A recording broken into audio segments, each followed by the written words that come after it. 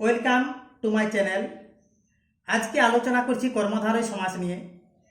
তবে প্রথমে আলোচনা করছি আমি পর্ব 2 এর যে প্রশ্নগুলো দিয়েছি দ্বন্দ্ব সমাস থেকে, সেই দ্বন্দ্ব সমাসের যে উত্তরগুলা, সেই উত্তরগুলো নিয়ে প্রথম কোশ্চেন ছিল দুধ ভাত, দুধ ও ভাত দ্বন্দ্ব সমাস, জানা অজানা, জানা ও অজানা দ্বন্দ্ব সমাস, ভাত কাপড়, ভাত ও কাপড় দ্বন্দ্ব সমাস, বাবারা, বাবা ও কাকা এক্সেস দ্বন্দ্ব সমাস, শঙ্খ চক্র গদা পদ্ম অর্থাৎ শঙ্খ কমা চক্র কমা গদা ও পদ্ম বহুপদ নিষ্পন্ন দ্বন্দ্ব সমাস, মিতারা, রীতা, গীতা ও মিতা এক্সেস দ্বন্দ্ব সমাস, তেল নুন লকড়ি, তেল নুন ও লকড়ি বহুপদ নিষ্পন্ন দ্বন্দ্ব, স্বর্গ মর্ত পাতাল, স্বর্গ মর্ত ও পাতাল বহুপদ নিষ্পন্ন দ্বন্দ্ব, দিন রাত, দিন ও রাত, খাতাপত্র, খাতা ও পত্র এগুলো দ্বন্দ্ব সমাস।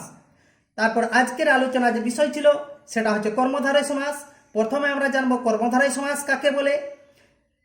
যেখানে বিশেষণ বা বিশেষণ ভাবাপন্ন পদের সাথে বিশেষ্য বা বিশেষ্য ভাবাপন্ন পদের সমাস হয় এবং পরপদের অর্থই প্রাধান্য রূপে প্রতীয়মান হয়, তাকে কর্মধারয় সমাস বলে। উদাহরণ, নীল যে পদ্ম, নীল পদ্ম, এখানে পরপদ হচ্ছে পদ্ম, তাই এখানে পদ্মর যে অর্থ সেই অর্থটাই রয়েছে, অর্থাৎ নীল পদ্ম।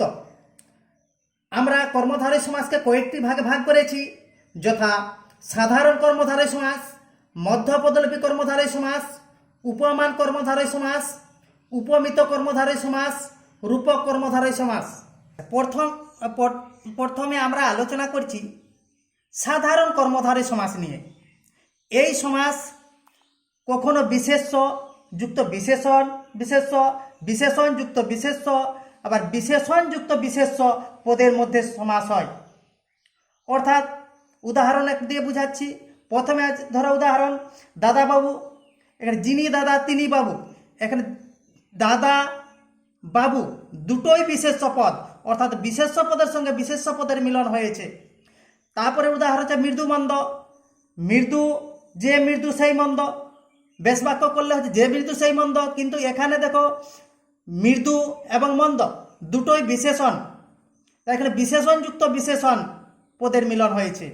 নীল নদ, নীল যে নদ, নীল হচ্ছে বিশেষণ এবং নদ হচ্ছে বিশেষ্য, এখানে বেশ বাক্য করলে হচ্ছে নীল যে নদ, অর্থাৎ বিশেষণ যুক্ত বিশেষ্য পদের মিলন হয়েছে। তারপরে আসছে মধ্যপদলোপী কর্মধারয় সমাস। যে কর্মধারয় সমাসের মধ্যপদগুলি লোপ পায় সেই কর্মধারয় সমাসকে মধ্যপদলোপী কর্মধারয় সমাস বলে।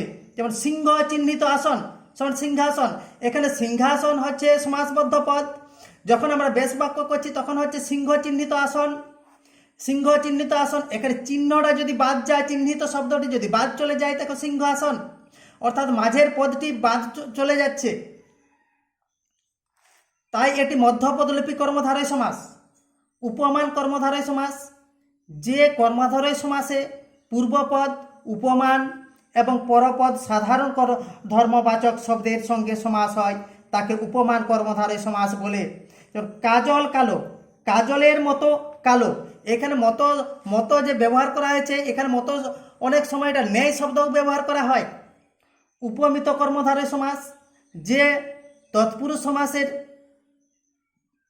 পূর্বপদ উপমেয়বাচক এবং পরপদ উপমানবাচক হয় তাকে উপমিত কর্মধারয় সমাস বলে।